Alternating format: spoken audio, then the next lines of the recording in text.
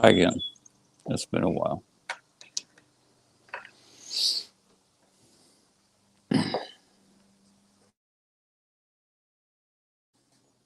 Not really. But we can pretend like it has been.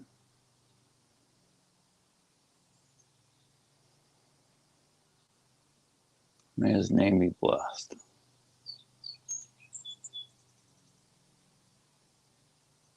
Baruch Hashem. I don't think I could say it. I don't think I could say it loud enough.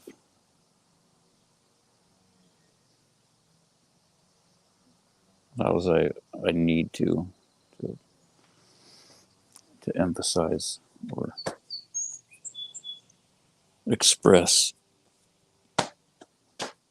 my feelings and gratitude.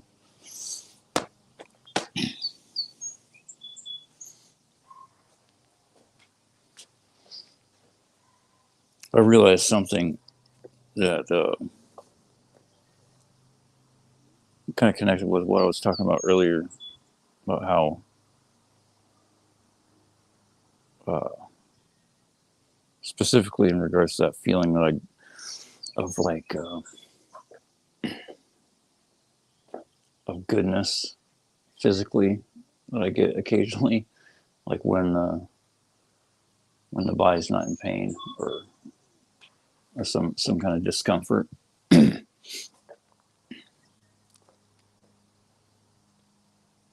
Generally, it's after I eat sometimes, but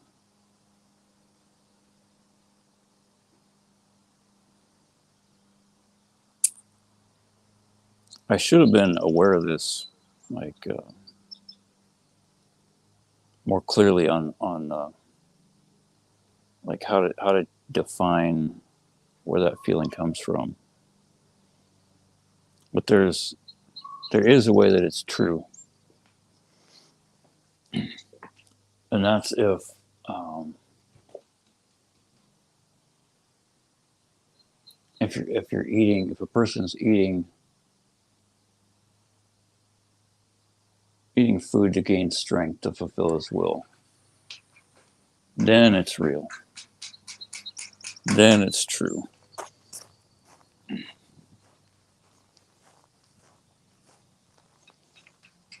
Most people are going to have, some variation of, or like a scale of how much they're really eating to, you know, satisfy their own desires, or how much they're eating just to gain strength so that they can do something else to, that he commands or that he finds good.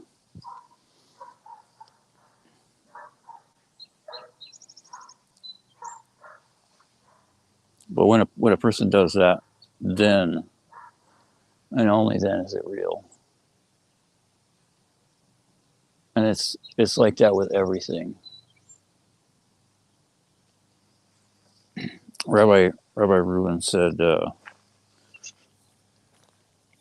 person takes whatever thing in the world that is you know either disgusting or their own desire or just inert at the very least. And when they take it and they use it for his will to fulfill it, to observe his Torah, and to glorify his name as best they can, then they take the lie and they turn it into the truth. They take the impure and turn it into the pure.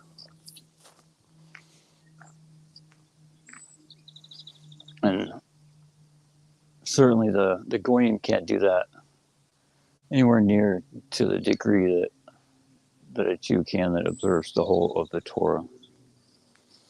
But we can still do, as much as we're allowed. Not that anyone will ever know what exactly the weight of any of it is until we leave this world. But we can all still do it.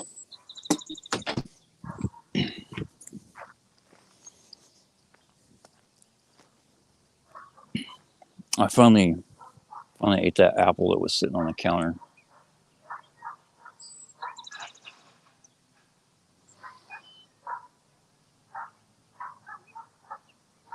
So I was able to take my own physical needs for sustenance in order to live and move around, as well as, whatever desire that I have to eat something that tastes good. And I turned it into his will. I set up, and not only that, I was able to perform two mitzvot, not just one. I saved food from being wasted unnecessarily. And I set a blessing so as to not be a thief.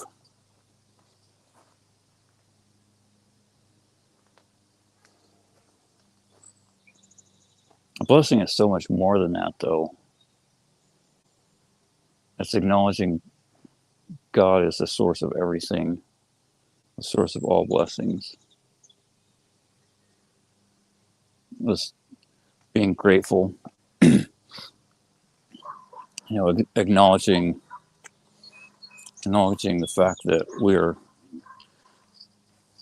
flawed people and we need to work on our midot. And so it's, blessings also musar, helps us to be humble.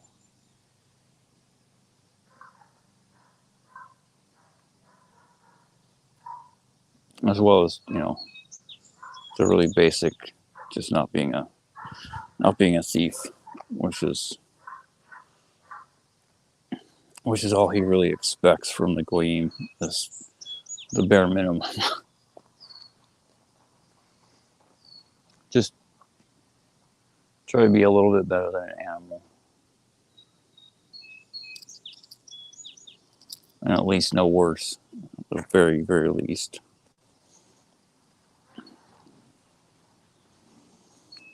When I first tried to give over the Noahide laws, I botched it really bad. I forgot the most important one: don't worship idols. That's the reshit, the beginning, the head, the most important thing. At least as far as I understand it. But I think the Torah actually says that crimes between people are more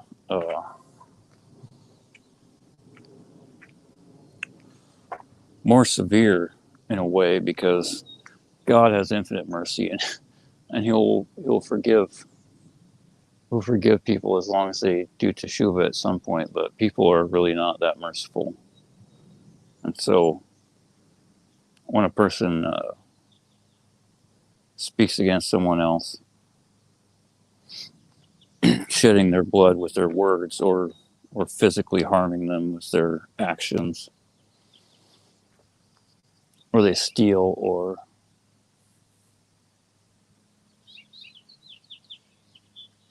they commit any other injustice,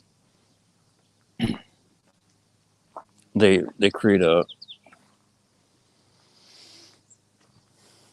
serious challenge, because God can't forgive us for that. That's up to whoever it is that we cause the damage to.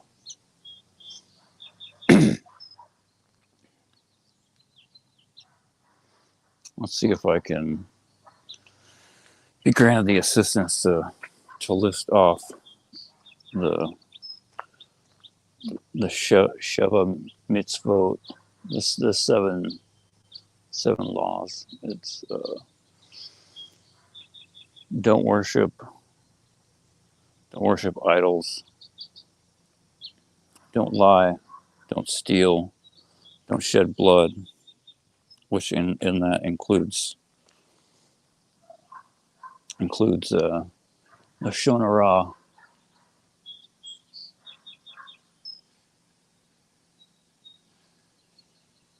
Like there's some of the Tehillim where David Amelech says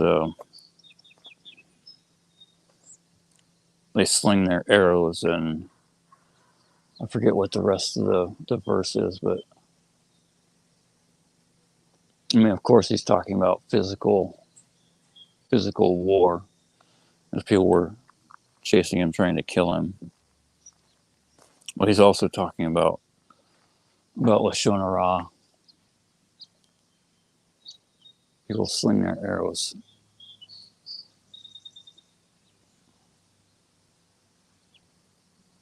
And they travel farther and faster than any arrow or sword could reach.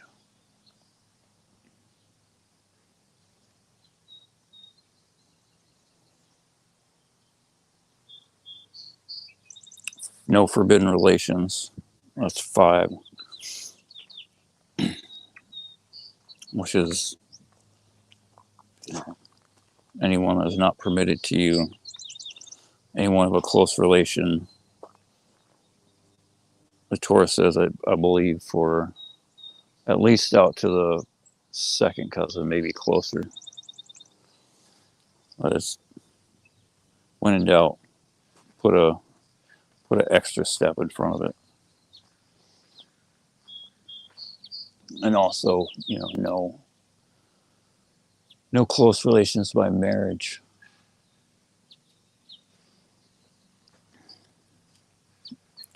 And even if they've been divorced or the close relation has passed away, it's still not permitted to have relations with that person. Like no wife of your father or husband of your mother. That's not a blood relation.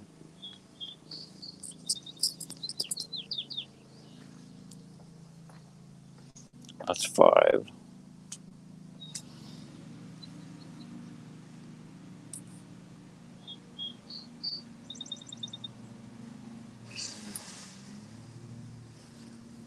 Don't tear the limb of a living animal and eat it with its blood still in it, which includes all kinds of other laws, like cruelty to animals and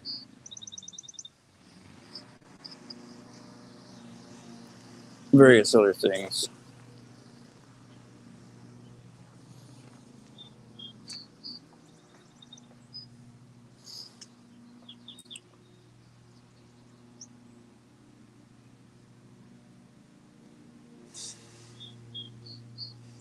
That's 6.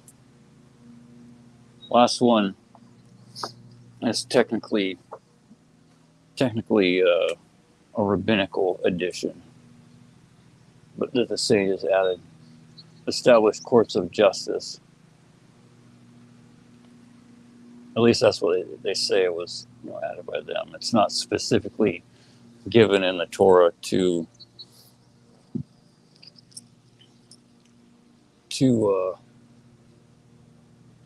Noach after the flood. But it's something that anyone should be able to kind of deduce as far as what's right. Is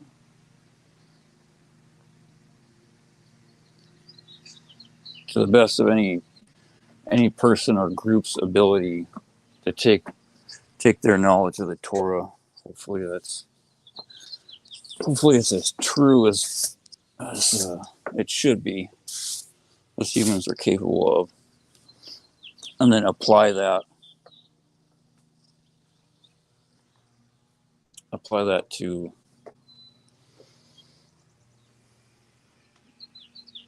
society. Because although, you know, the final say on what justice really is God's alone. But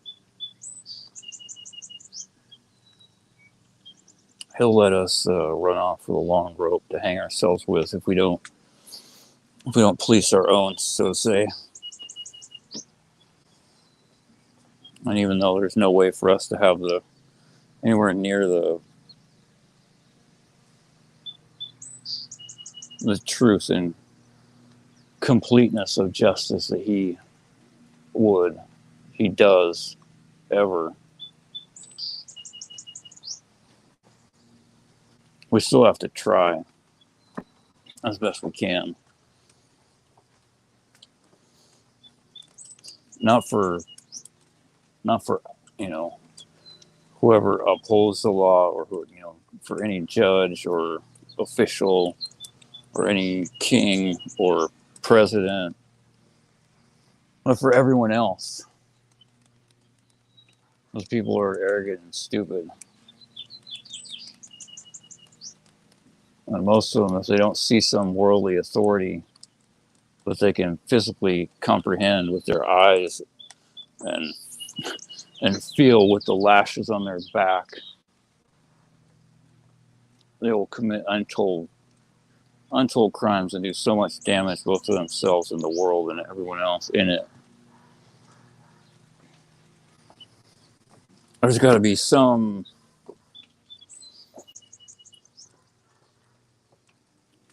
established order to try to save people from themselves before it gets so bad that God has to step in and wipe us off the face of the earth. For our own good, not for his. I forgot to mention something that was critical about how God is so infinitely merciful and humble, and how that it's really in our best interest to see that and try to emulate those traits. Is that almost everyone has a home, even if it's a little shack, or their car, or a tent, or just a hole in an outcropping of rocks.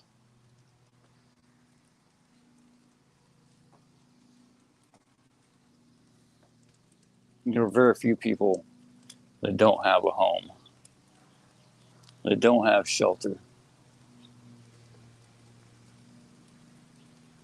And if you're one of those few people that doesn't have a home, I feel for you, because I've been there. And there's no guarantees that I won't be there again sometime. For my own good. If it ever does happen, I know that it is his will. And all I pray for is the strength to endure the test that he places before me. But it's critical for everyone to know, whether you have a home or you don't, that God is homeless, in this world anyway.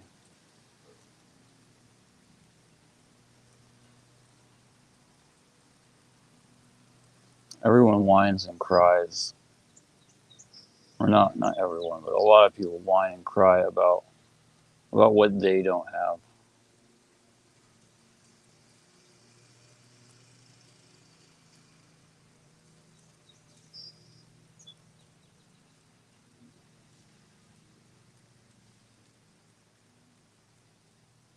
Most of them don't consider what God doesn't have. Not that He's lacking anything, but that we're lacking. So because of the rules that He placed for Himself in this world, for our own good,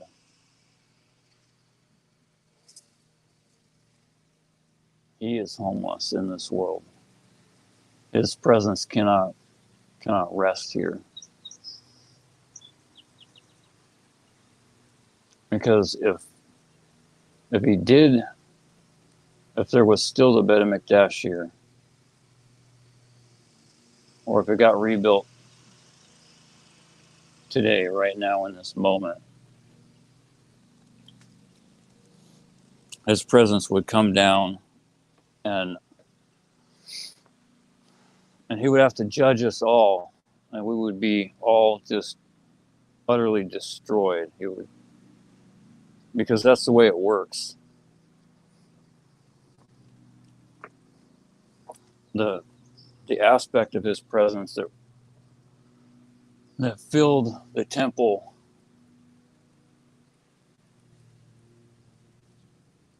was the aspect of judgment.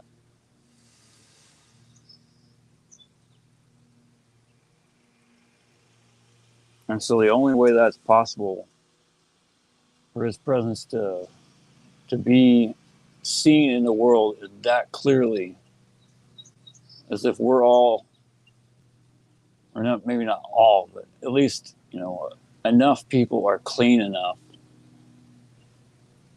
and aren't vile, disgusting animals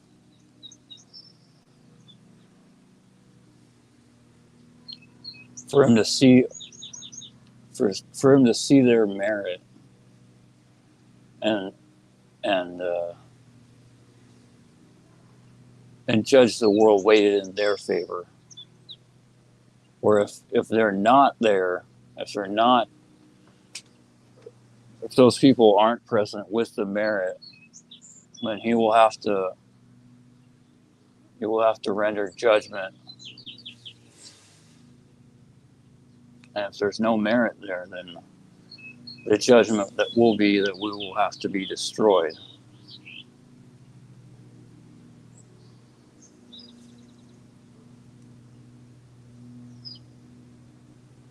So you should know that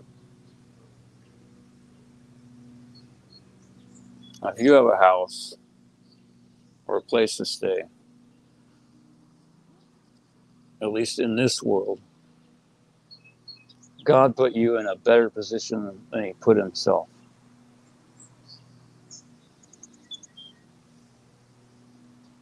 And what are you doing with it?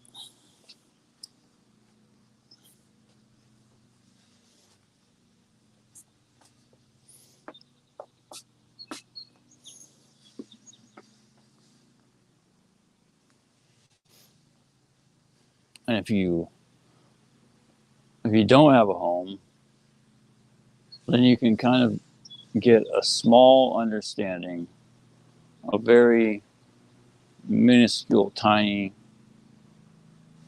speck of understanding of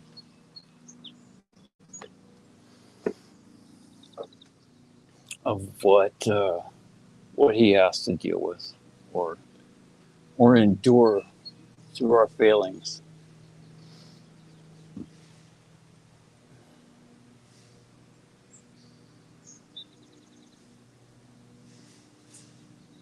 Like the Hafetz Chaim said in his book. I think it's the preface 5. It's through no fault of it or lacking of the Holy One, blessed be. The fault is ours and ours alone.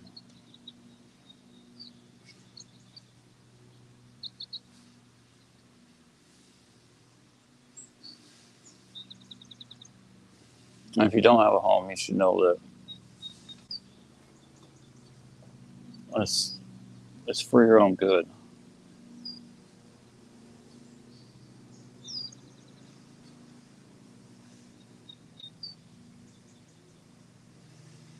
It's either something that you need to go through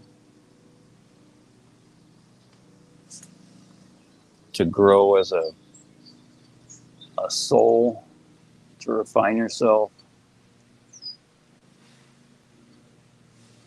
or because in addition to that, you're not ready, you don't have the merit to have a home. And most likely because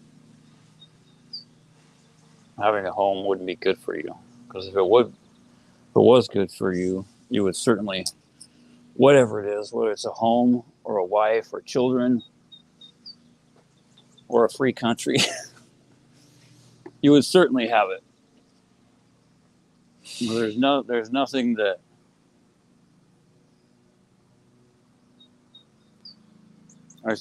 is good for us that we don't already have in this moment.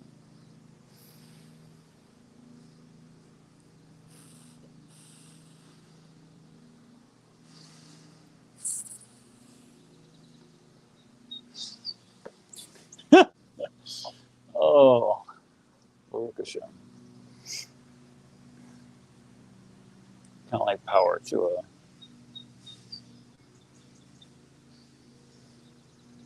an electronic crutch.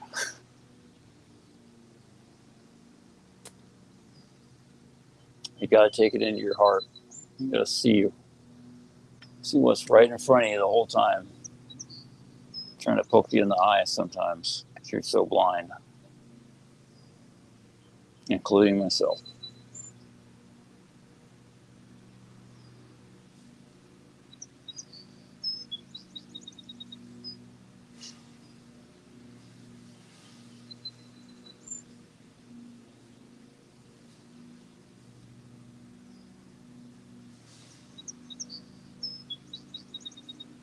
If you're just tuning in,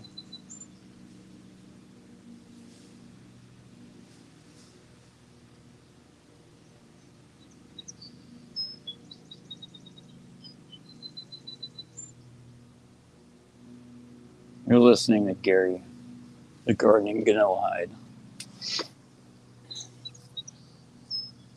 where we teach you how to grow plants and eat bugs.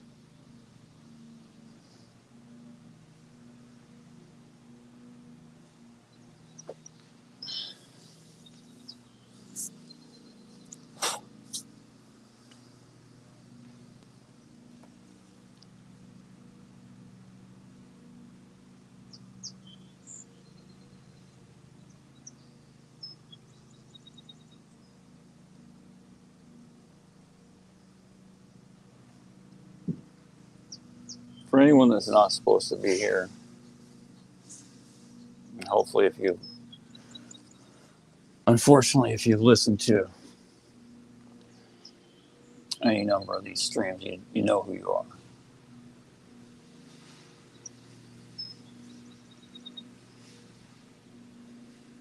You're not supposed to learn from a goy, unless you're a goy. And even then, it's kind of stupid when you could just go directly to the source of the truth rather than some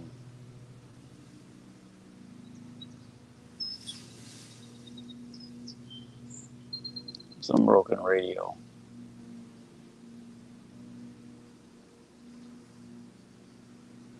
With a coat hanger for an antenna.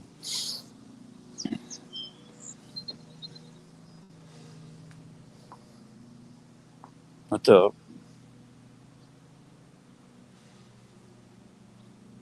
if that is you,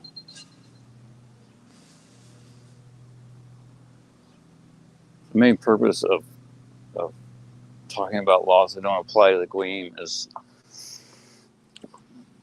so you'll wake up and leave this place and go where you're supposed to go. to save yourself and save the world.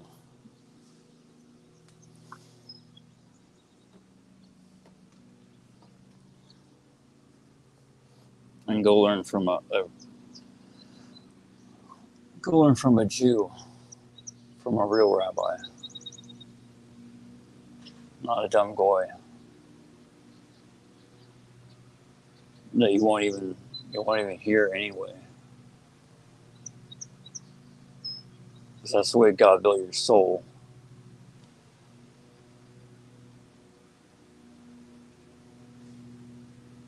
I mean, no goy has the ability to shake you awake like you need to be.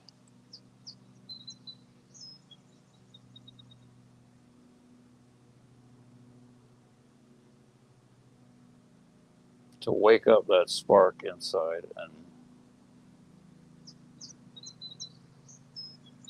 get you to really see the truth and the urgency of the matter.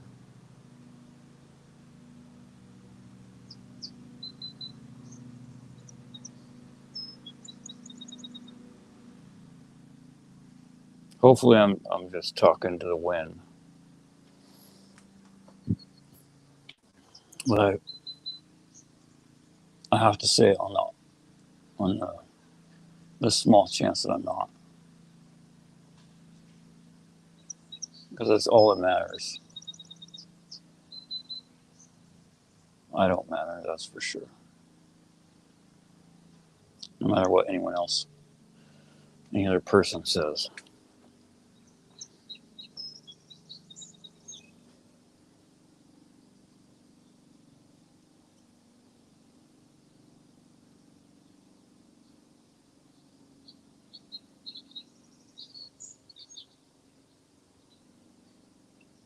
I was thinking about that feeling of goodness after I ate.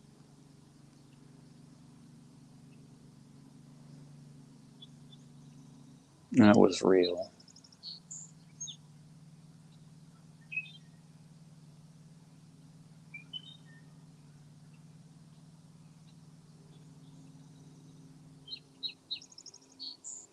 A lot of times I'll eat more than I should just because I put a certain amount of food on my plate and I don't want to be wasteful. Well, most of the time when I eat more than I should, it's just junk that I keep going back for.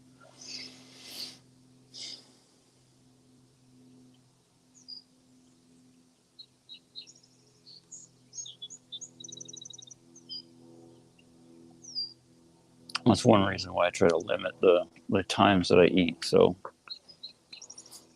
that's the fence that I built for myself because I know if I just eat when I wake up and eat whenever I'm hungry, like even if it's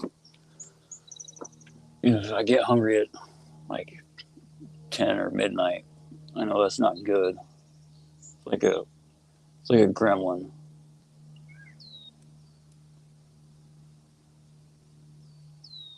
Not good to eat after a certain amount of certain time for me. So if I don't restrict the times that I eat into a certain period of time, I'm gonna just like pepper it throughout the day. I'll just keep eating. And a person has to do that with everything that's not good for them, and even things that can become not good if they're done to an excess, just like eating, but also permitted relations. It's still not good to go overboard, even if you're allowed.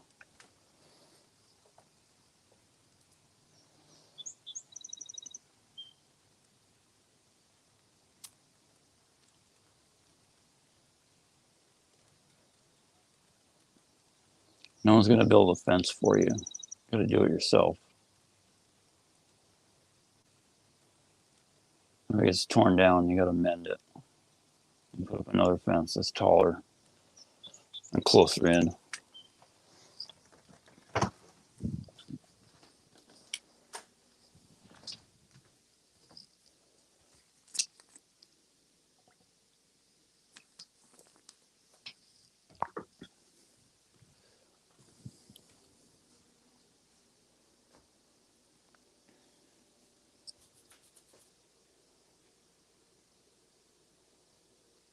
Is this thing on?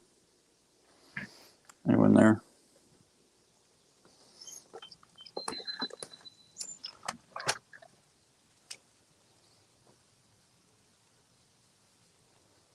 The screen looks like it's frozen.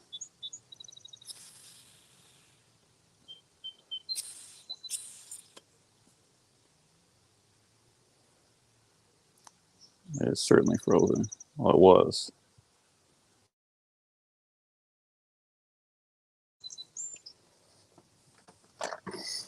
Good afternoon, Joshua. Hope you're doing well. I hope you're doing real well. Like, really. Hope your teshuva is going well. I hope you're getting more fear of heaven and increasing your learning.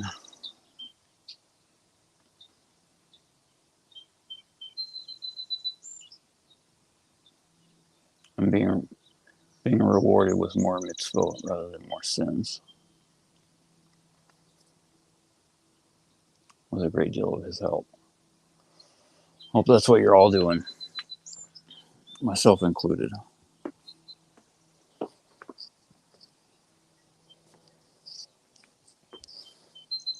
One thing I don't think I quite elaborated on well enough last stream was how important Musar is. I mean, I talked about how important it is, but like how to apply it. The traditional way of thinking that most people apply to secular knowledge does not apply to the Torah at all. At least not mostly. Not specifically, not to Musar. Most people think when they learn, the more they learn, the more they know, and so the less they need to do, which is the opposite of how the Torah works. The more a person learns, the more they have to keep learning in order to keep what they've already learned. And specifically with Musar, the more Torah a person learns, the more at risk they are of falling to thinking that they're a great sage, or a wise Talmid Chacham, a wise student. And so if you don't increase your Musar with the amount of with the amount of Torah that you learn, it's all going to go in the garbage. Surely. If you don't constantly remind yourself that you're absolutely nothing. Man, it's getting loud out there. Yeah, if you don't remind yourself that you're just a speck of dust, and you really only know whatever the Holy One, blessed be, allows a person to know. Only through their effort and self-sacrifice and putting aside their own will for His, is a person allowed any kind of wisdom.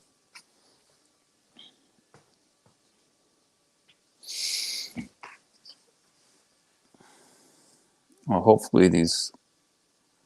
Haley, how are you? I'm doing amazing. Sometimes it's not always as easy to see that.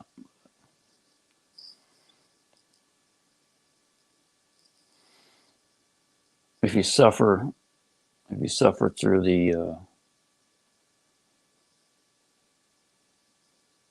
struggles of the Yetzer Hara and all the tests that God places before you, with love and acceptance that it's best for you, and just, what I found most important is just one, you have to acknowledge it, because if you don't acknowledge it, you can't do anything else that's going to help. But after that acknowledgement, to just slow down, to see that, while it is the Satan, he's just a robot there to do his job, and behind everything, whether it's, a destroying angel, or a messenger of mercy and carrying his blessings, it's all God, all the creator of all the worlds. And it's for your good, it's for my good.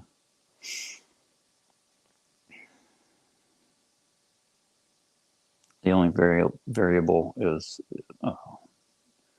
can we see it, and do we have the merit to get what we want? And as kind of circular logic as it sounds, the best way is, like they say, and like the fathers say in Perkei Avot, make his will your will, so that he will make your will his, or so that he will set aside his will in the face of the will of others.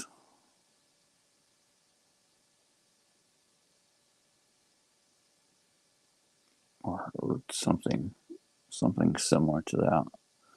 May God have mercy on me for not being 100% clear and accurate.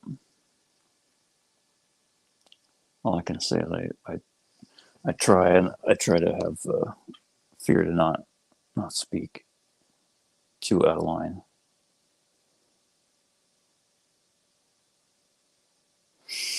Everything is for the best, whatever it is.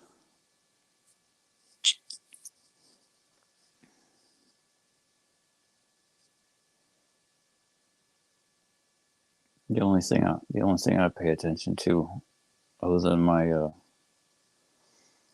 immediate surroundings and things that affect me,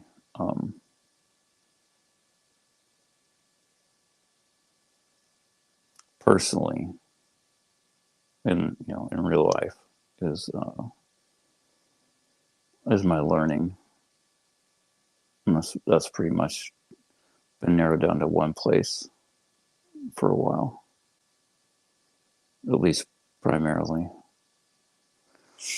Anything else is pretty much just supplemental, or I shouldn't say supplemental, but like to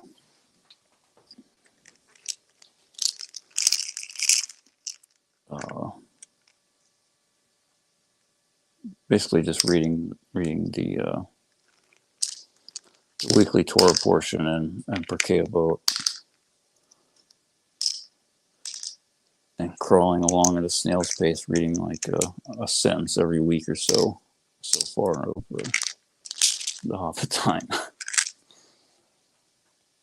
But I really haven't even done that. I've only, I got like a couple 5 paragraphs in, and then this week I reread a couple sentences. I really like the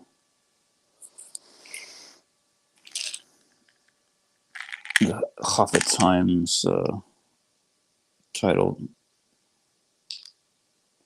That's not his real name.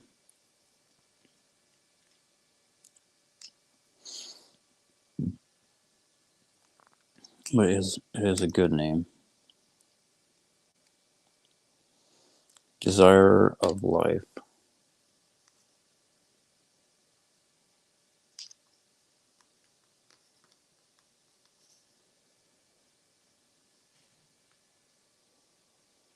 definitely something everyone should aspire to.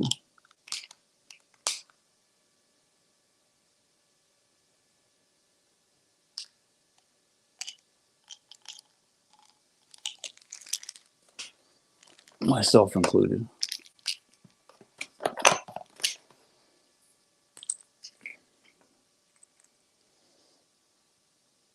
When a person really desires life, they do everything they can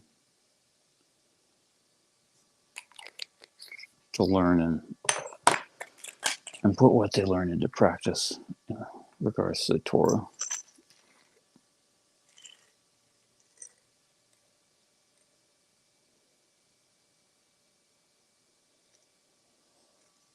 I was talking about using everything that is within your grasp to try to fulfill God's will yesterday. And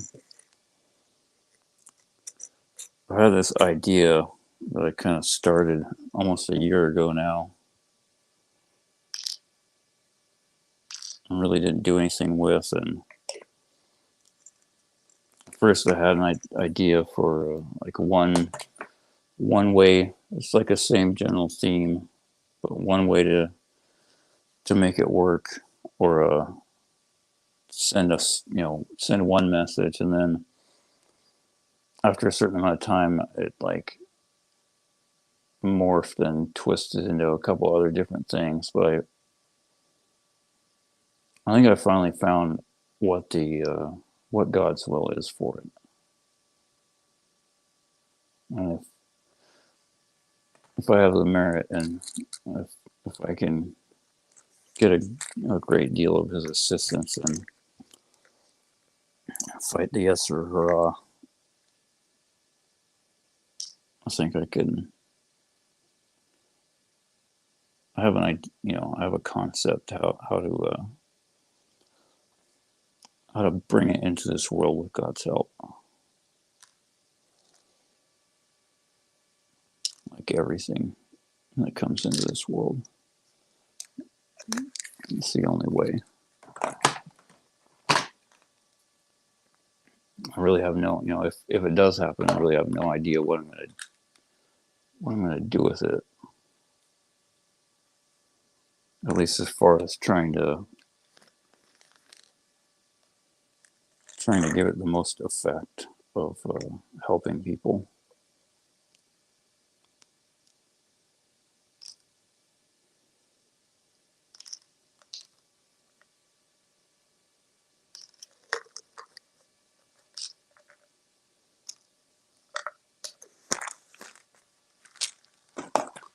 But ultimately, that's not up to me.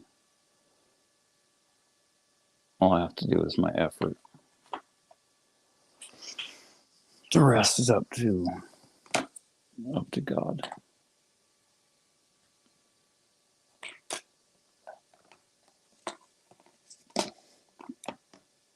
And if my will aligns with His, and I have the merit to be the vessel to try to help people.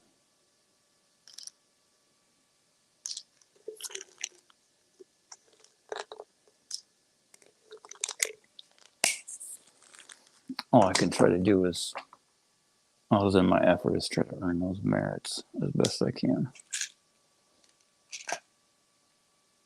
Which, oddly enough, is one of those kind of, not circular reasoning, but like a catch-22 kind of deal. Like,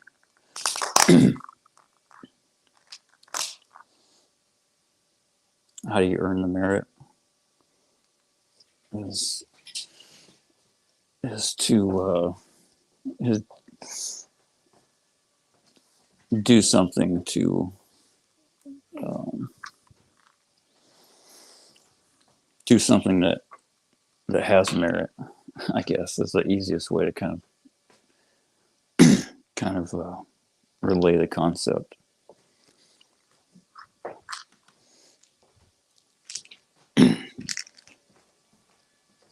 But it's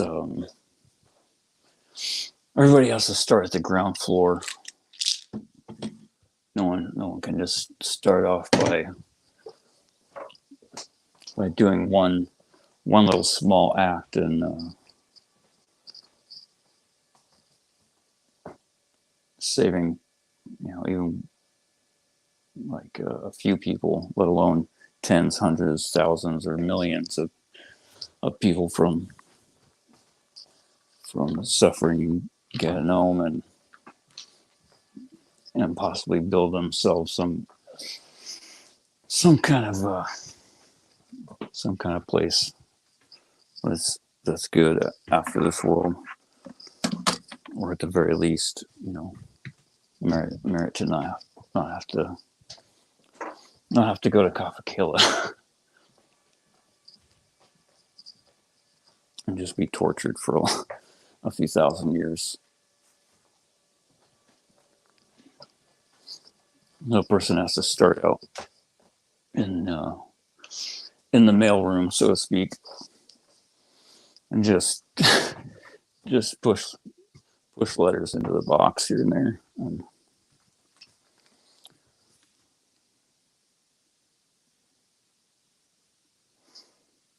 don't ask for a paycheck.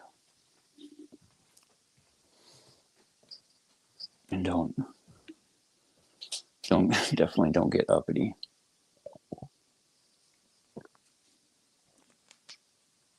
Or ask for respect or even think you deserve any.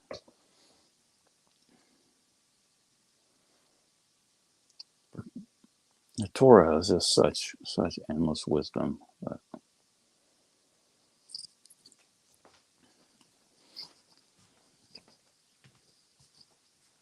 I keep working my way through Pirkei Avot. I just thought of one I mentioned this morning, and the other stream was serve the master as if there is no reward,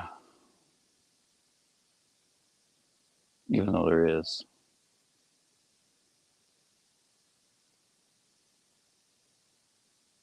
A person should not serve the master. I'm gonna have to look this up so I can give it over as close as possible.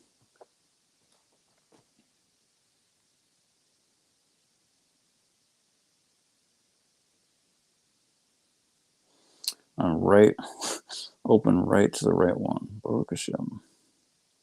Pirkei Avot 1:3. Antigonus, a man of Soho, received the oral tradition from Shimon HaTzadik, Shimon the righteous. He used to say, "Do not be like servants who serve the master in expectations of receiving a reward, but be like servants who serve the master without the expectation of receiving a reward, and let the fear of heaven be upon you." Two of his best students ended up being complete heretics.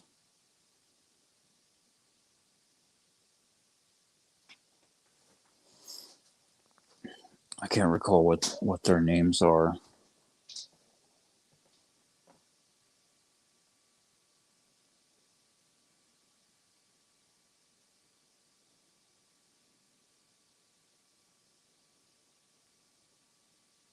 Oh, thank you.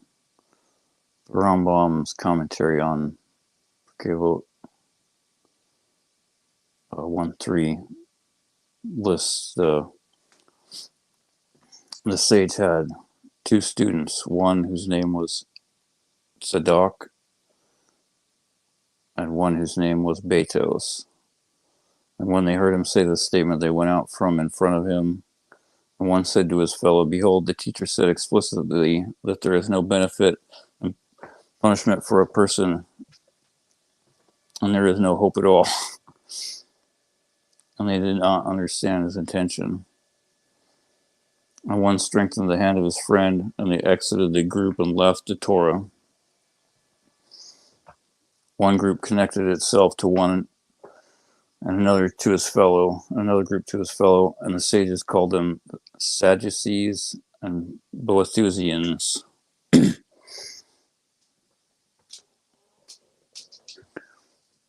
I'm not sure who the Boethusians were exactly, but I know the Sadducees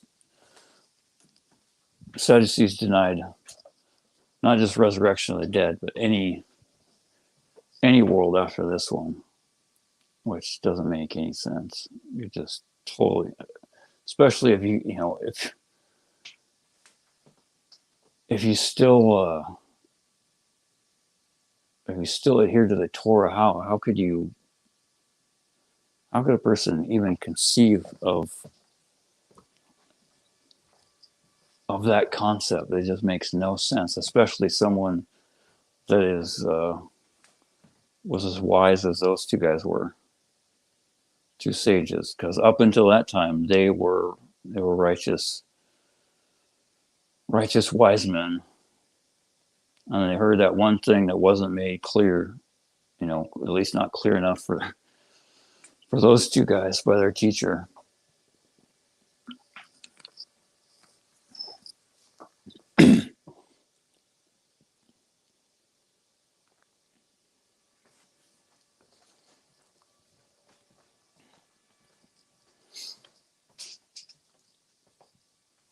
The Talmud calls them a mean, M-I-N. They're one of many minim.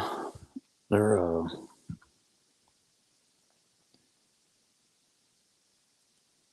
it's not like a group like Sadducees are, but it's a list of characteristics.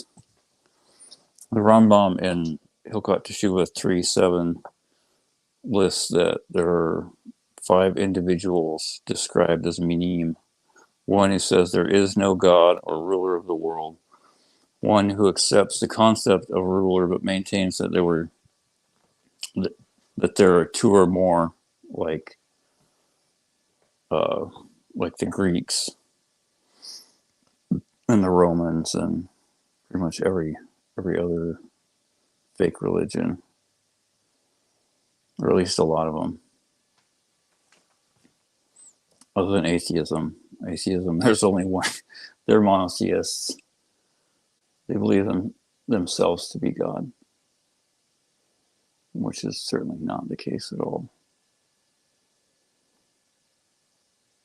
One who accepts there is one master of the world, but maintains that he has a body or form, like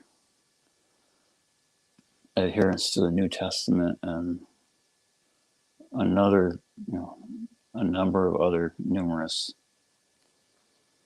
fake religions, and including too large a portion of people who shouldn't, that observe the Torah.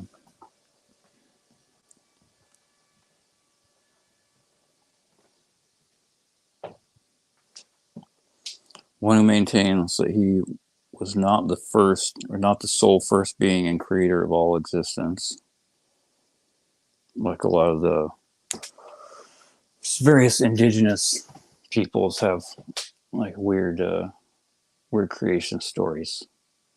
Well, there's like all kinds of heresy that's not anywhere near true.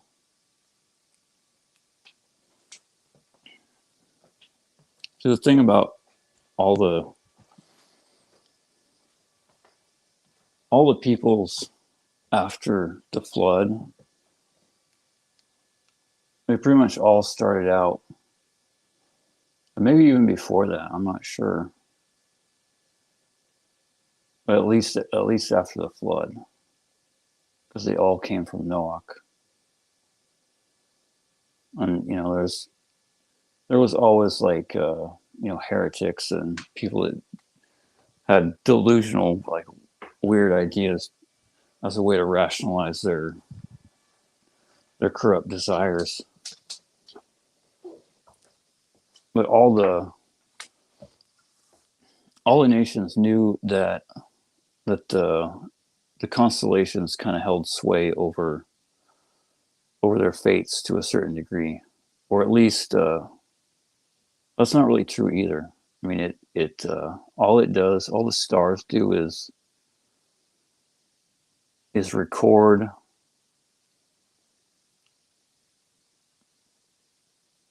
the decree of the heavenly court. It's like a court reporter,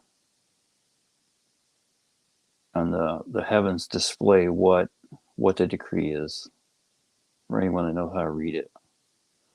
But they really, it's pointless to even like spend any time looking at, because the only reason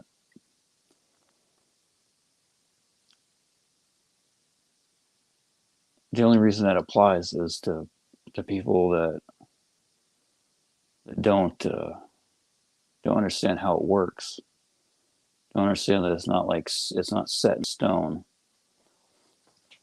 I mean, it's true that a person's fate and their sustenance is decreed on Rosh Hashanah and sealed on Yom Kippur, but that's only if they don't. That's only if they stay the same person. If they don't do teshuvah, if they don't improve themselves.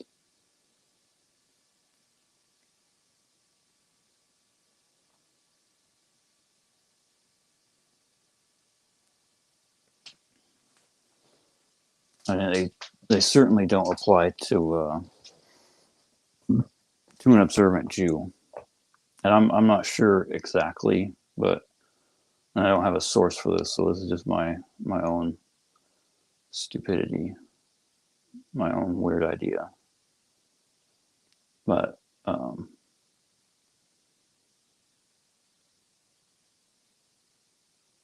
would think the reason why the constellations apply to the goyim and they don't to the Jew is because the Jew knows. They know what the truth is, and they know that they are in control of their own fates because they have the Torah.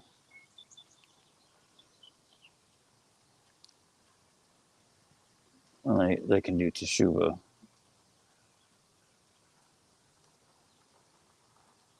Which back when the Torah was given over, and up until, you know, somewhat recently. I mean, even now, I guess. What am I talking about? The most of the nations don't understand that, and sadly more than most of the nations.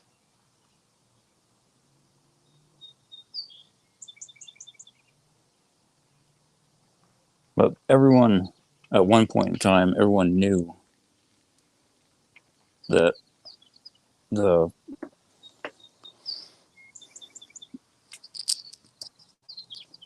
that all these things in creation were just other creations that were given some sort of control over a certain aspect of creation. All they were was like gears in a clock.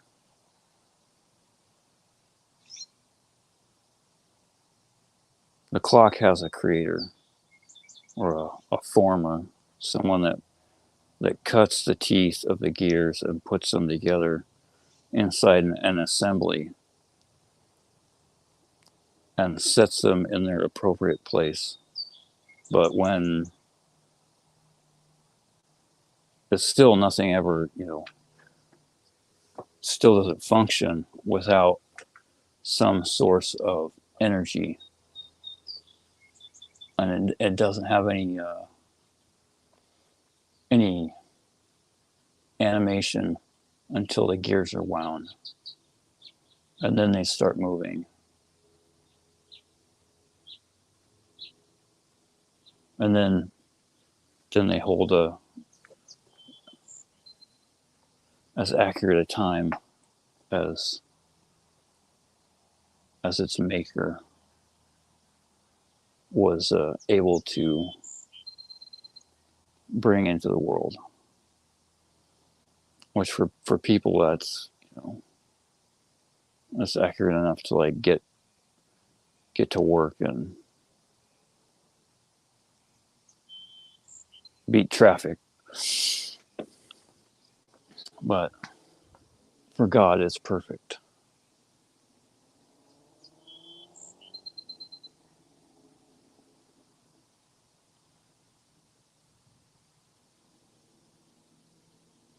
I'm dust.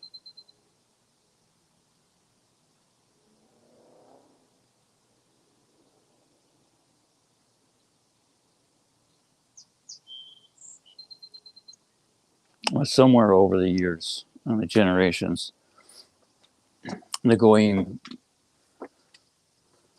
decided that, through their own failed human logic, that, just like it's good to show honor to a king's emissaries, like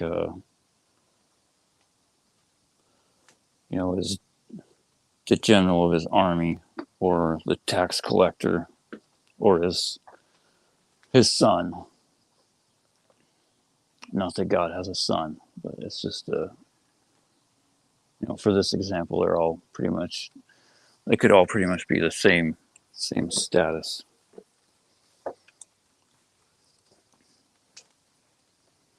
But they decided it was good, since it's good to show honor to a king's emissaries, all the more so to the king of all kings. So they started off by just paying respect to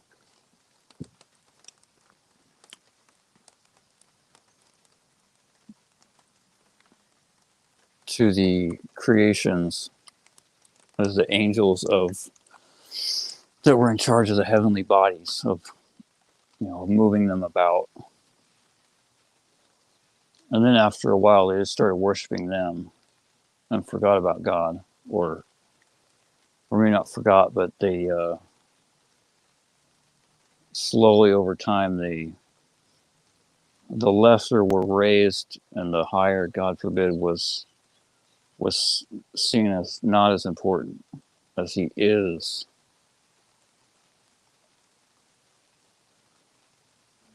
And the reality is that what a person has to always burn into their soul is that not only is he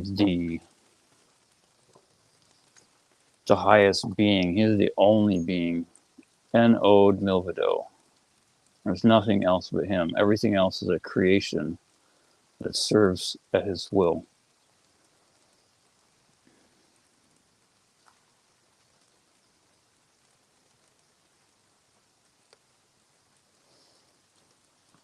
So the Goyim became star worshippers and worshippers of all kinds of other things that aren't God.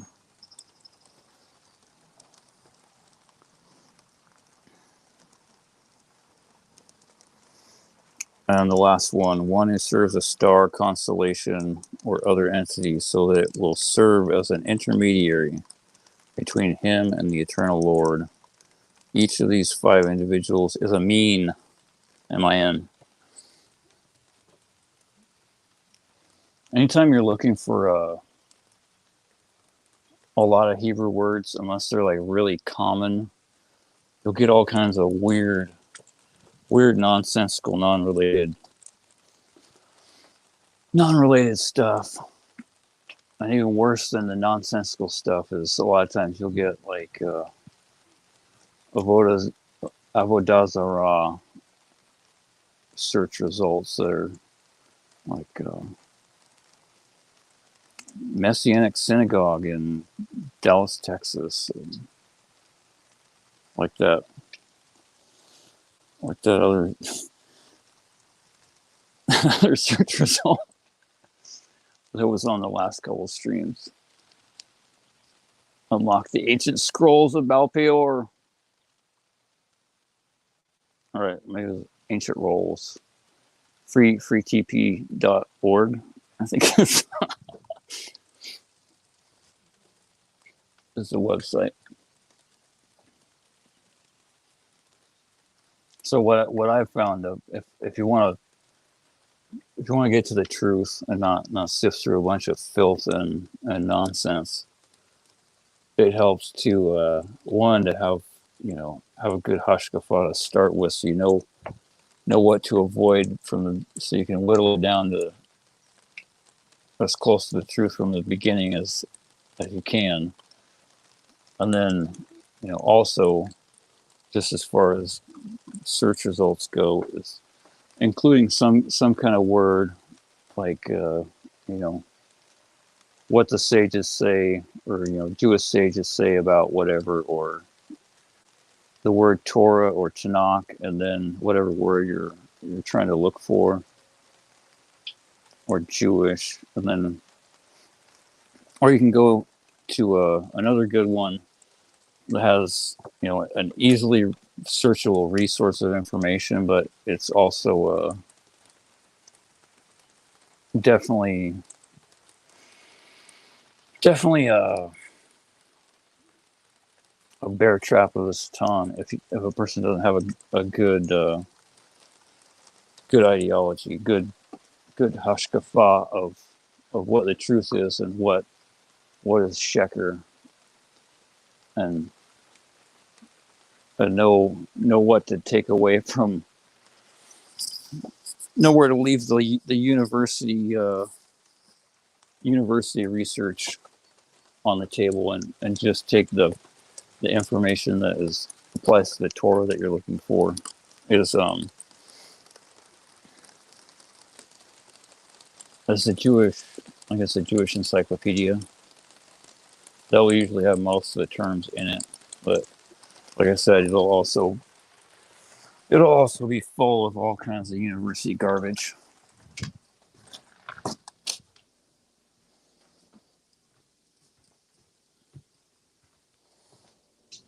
Wish it wasn't the case, but the world is a treacherous place for everyone here.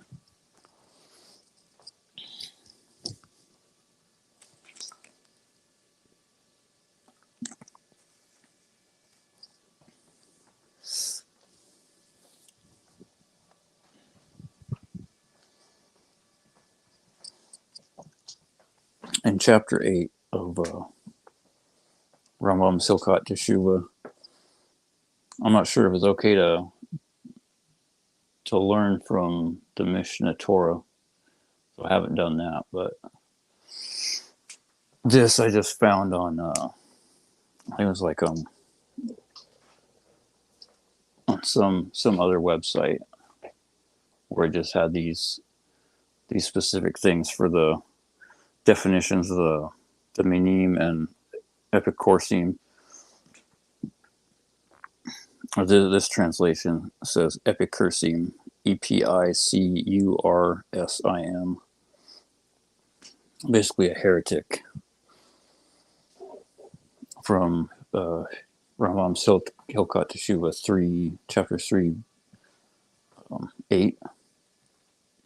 3 individuals are described as epicursim: one who denies the existence of prophecy and maintains that there is no knowledge communicated from God to the hearts of men, which is just ridiculous.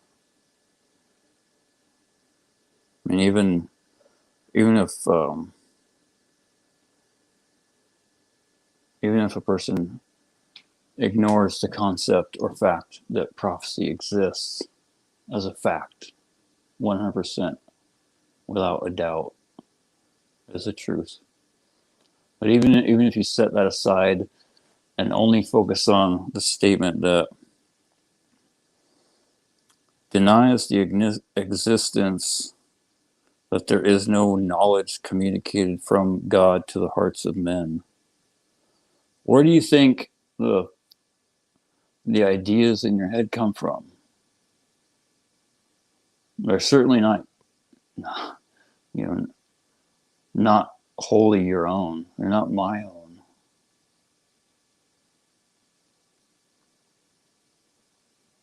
All the all the ideas for anything of value in this world,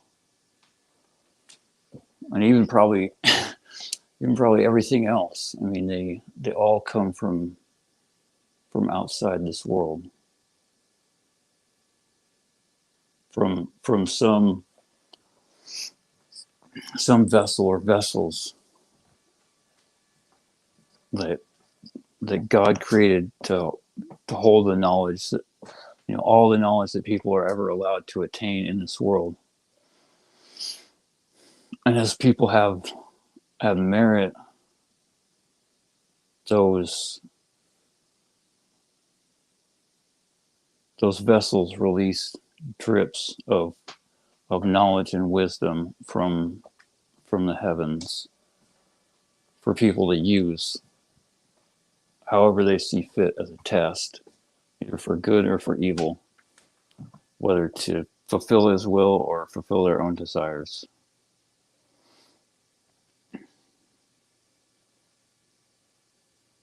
Like, I used to think I got ideas for like making some kind of art, or getting an idea to,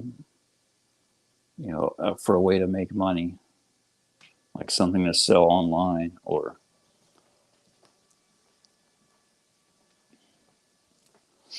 even God forbid, getting the idea to sin.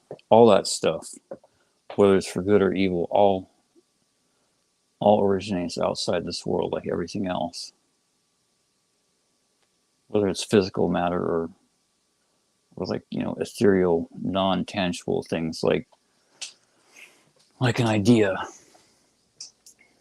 It's all from outside the world, outside the physical world.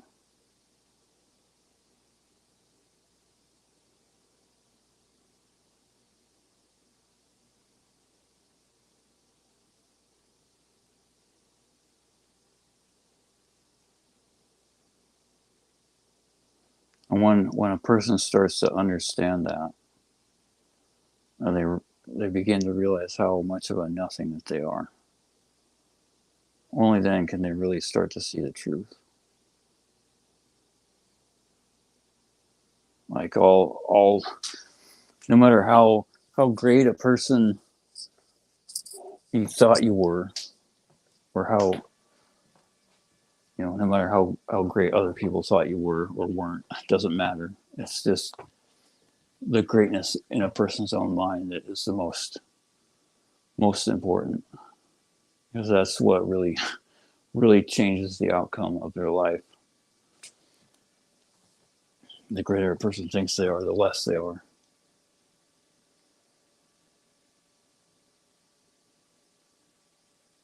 And not that a person should have a deranged sense of low self-esteem, but just an acknowledgement, like, I'm a piece of meat. I'm dust and ash, but I'm certainly not gonna just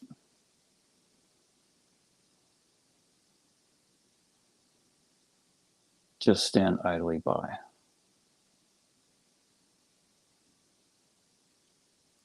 Not if I can help it, at least in regards to people that desecrate God's name.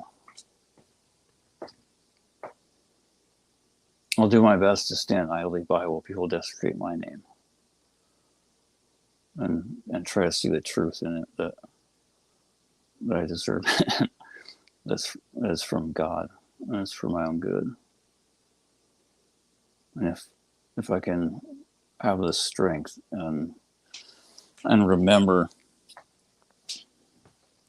either during or after it happens, I'll pray that they do teshuvah and God has mercy on them for for their Lashon Hara, because I'd rather earn any merit that I have by my own acts, and not not in the Lashon Hara swap meet that goes on.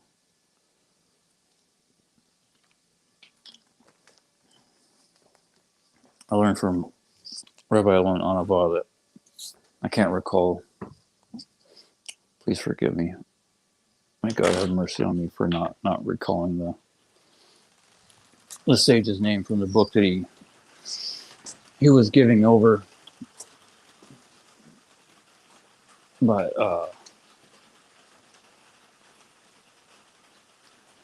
in this shiur that he gave, he said that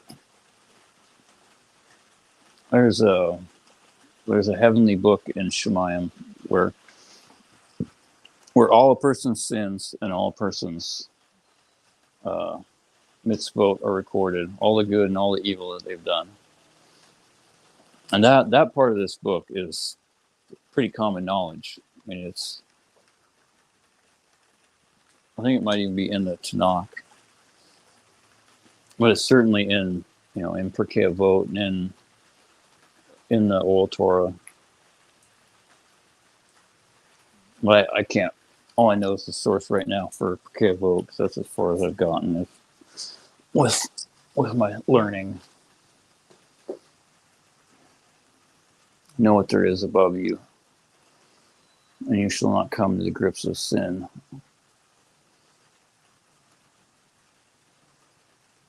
There is an eye that sees, there is an ear that listens, and there is a hand that writes, and all your deeds are written in a book.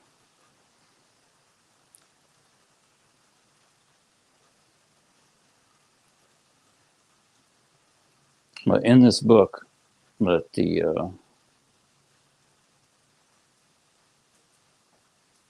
Rav Anava was giving over, talks about this heavenly book, and this book is about Lashon Hara primarily, or at least this section, this chapter, and it says that all in this book where all the deeds are written, they're not set in stone. They shift around depending on a person's actions. And when a person speaks Lashon Hara, which is true speech, it's not lies. Lies is much worse. It's Motzi Shemra.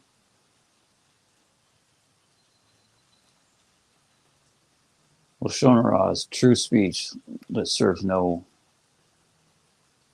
positive purpose and only seeks to damage.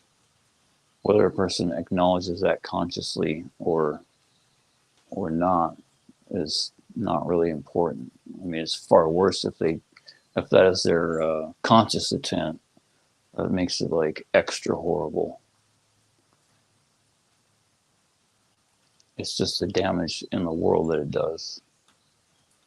Because when a person speaks Lashon Hara, they create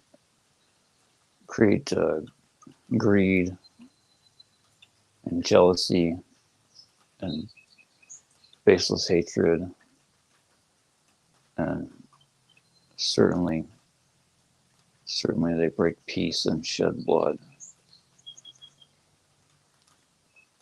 But by speaking Lashon Hara, what a person does is they take all their mitzvot that are written in the heavenly book of judgment,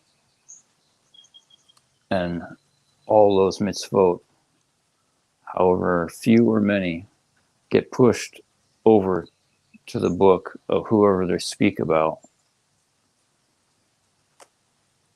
And then, fortunately for the person that they spoke about, they receive all that person's sins. So when a person speaks Lashon Hara, they lose all their mitzvot, all of them, and their account is empty on the good side.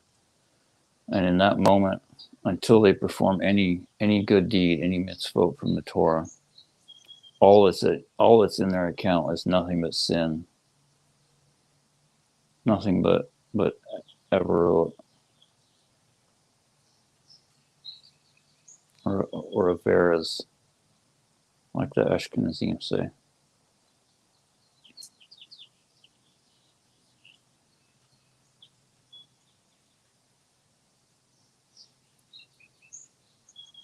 It's sad that there's baseless hatred.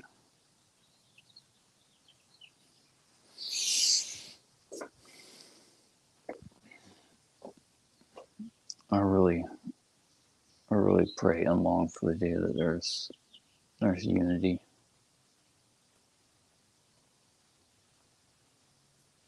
both within his nation and in this world.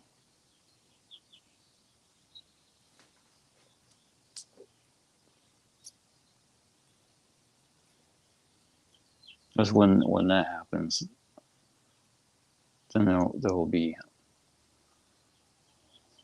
unity in the upper worlds, and then we can see the redemption with mercy and kindness, and not God forbid with severity and judgment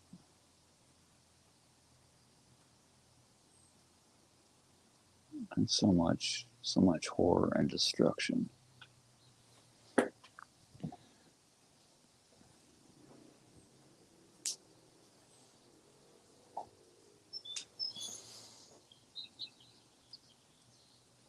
So that was the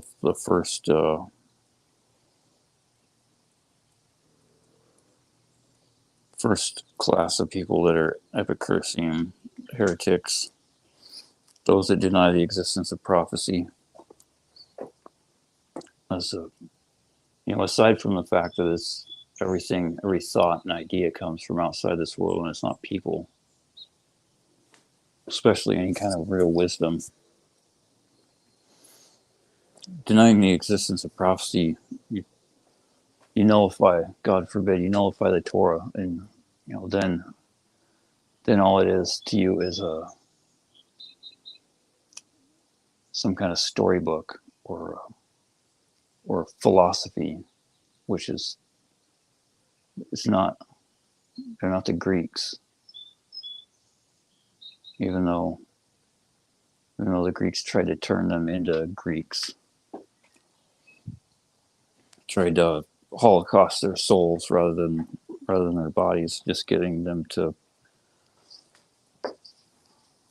worship themselves in the physical form and in their own mind and philosophy rather than follow the Torah, which is far worse than any physical holocaust.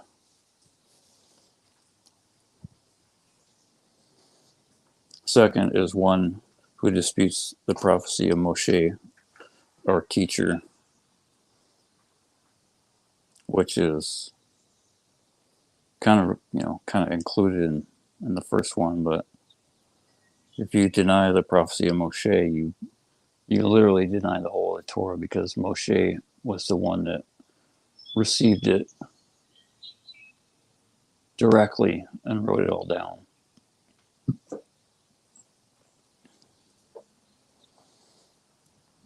And third, one who maintains that the Creator is not aware of the deeds of man,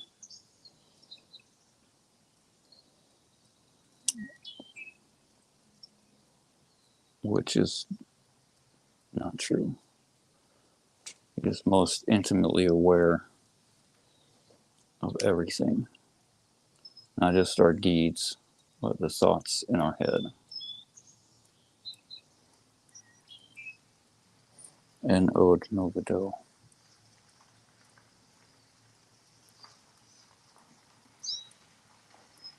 Each of these three individuals is an Epicurus. There are three individuals who are considered as one who denies the Torah. One who says Torah, even one verse or one word, is not from God. If he says Moshe made these statements independently, he is denying the Torah, even one letter.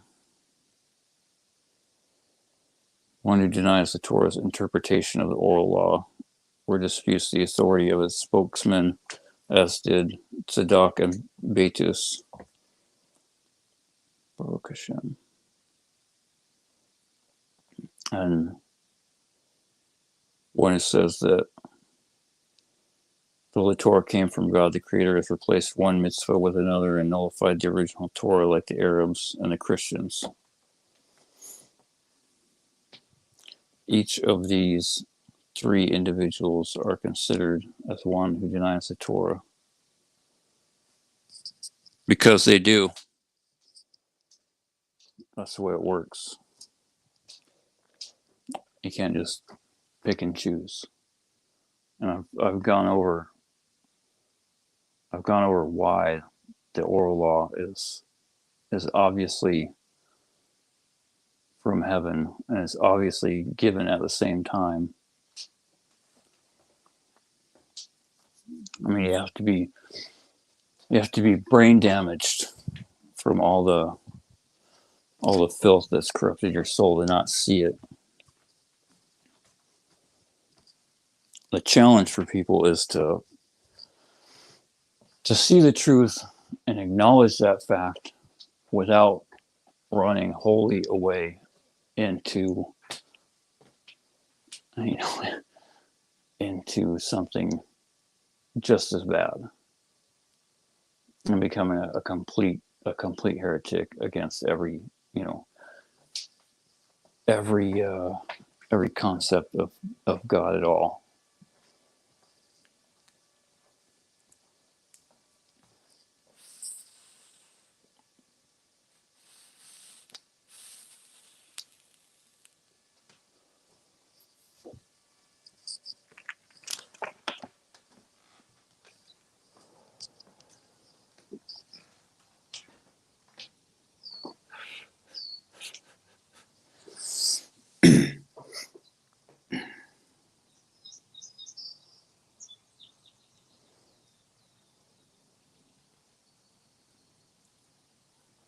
There's another statement that I'm not sure who the first Rav is they're referring to, but Rav Hanina and I think his teacher, I'm not sure who that is though, both taught that this means one who disrespects a Talmid Chacham, like a dedicated Torah scholar, especially one that studies and gives over the Torah, like like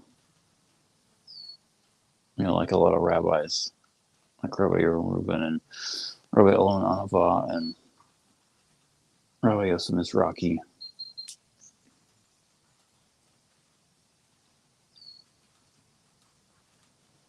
Or even one that doesn't, but just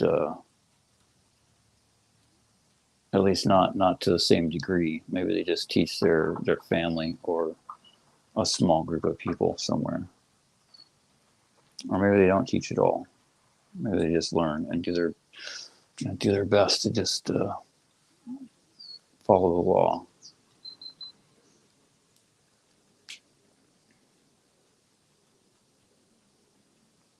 But disrespecting them as a huge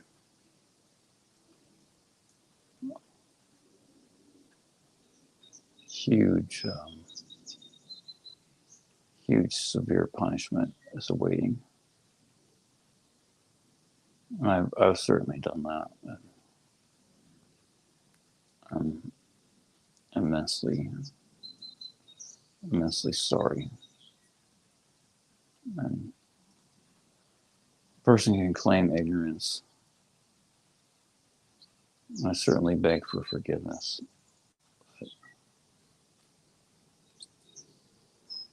A person only gets to claim a certain amount of ignorance because even if they were ignorant of the weight, they still knew in their heart that to a certain degree it was wrong to, at least under certain circumstances, for people that like just to fulfill their own ego and lash out solely for that reason alone, or at the very least their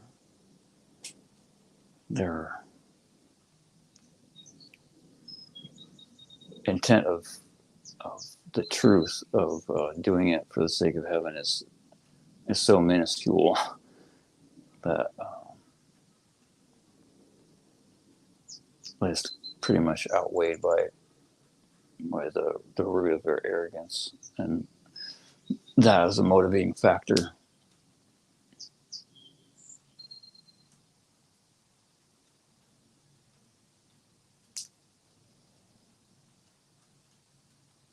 It also says that Rav Yochanan and Rav Yeshua ben Levi maintain that it is one who just disrespects his neighbor in the presence of a Talmid Chacham.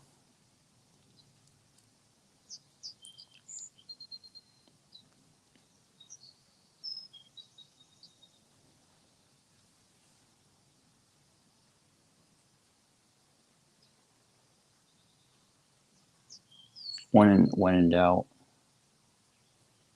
that's not to say anything, especially if you don't, especially if a person doesn't know a lot, and almost even more so when a person does, when they think they know a lot. That's almost even more a reason to bite your tongue, and to always go back to the reason why God gave us an imagination. Unless what you see someone doing is what you know for a fact outright causing people to violate the Torah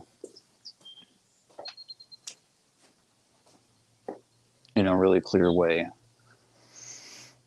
And even then, a person can see things and not understand the whole of the law and how it applies in every situation.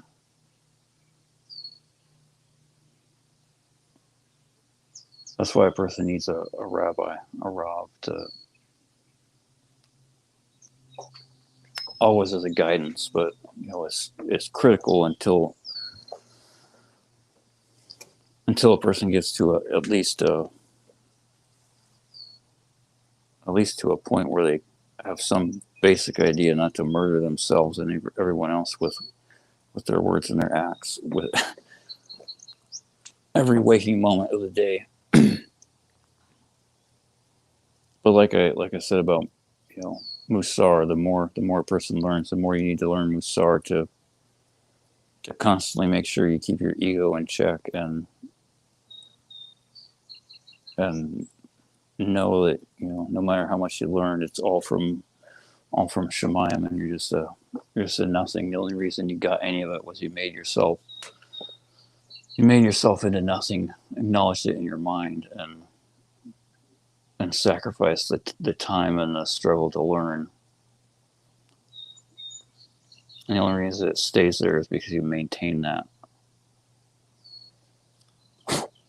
And the second you make a transgression, it's all on the line and can instantly be ripped away, and you become a kofrim, become a heretic, and lose your Olam Haba. And not only that, the obvious, if you don't have an Olam Haba in Gan Eden, that means you obviously are going to Gehinnom.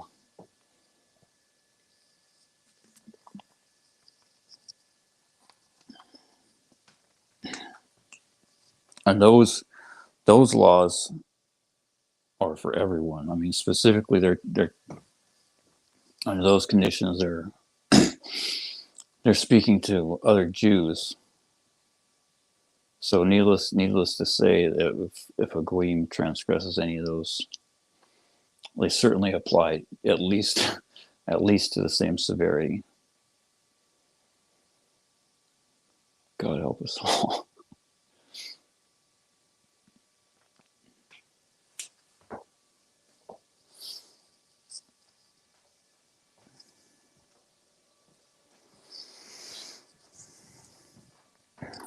Well,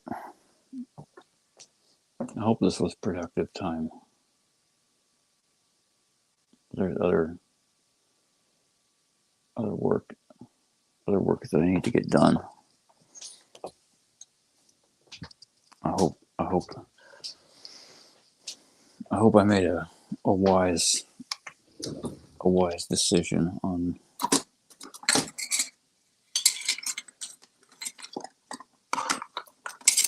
the use of my time here right now for the last hour and 40 minutes. And hopefully it wasn't just my ego. I mean, I know it did me good, because it's always good to go over what you learn. And there's really no better way than doing that than trying to share it in an accurate way with other people, because then not only does it benefit yourself, it benefits whoever might hear.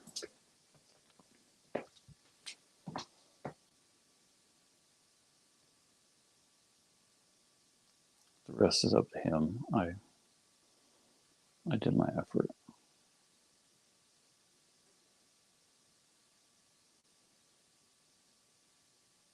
I hope you have the merit to hear, whoever you are out there.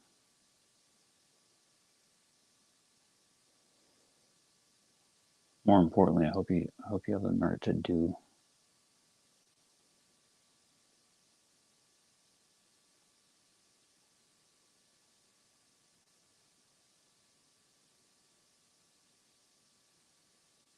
That's really the way it works.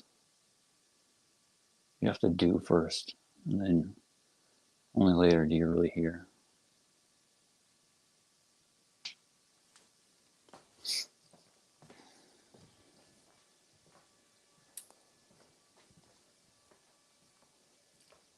There's certain things that just don't make sense to people in the Torah, and at least not at first, only afterwards.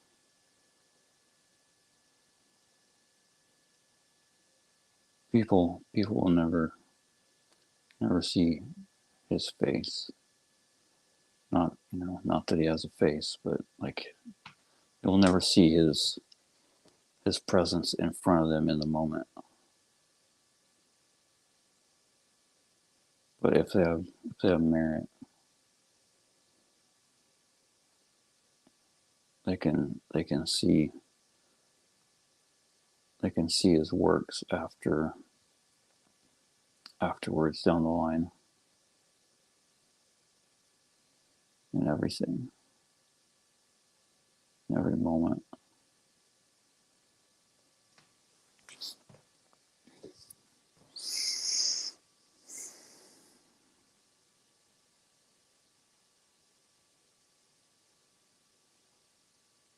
Hope you guys are making use of your time here, because it's always running out. Hope you can find some strength. I hope God gives you some strength that you need, wherever you can find it. At least strength to fulfill his will, not strength to fight your Yetzer Hara.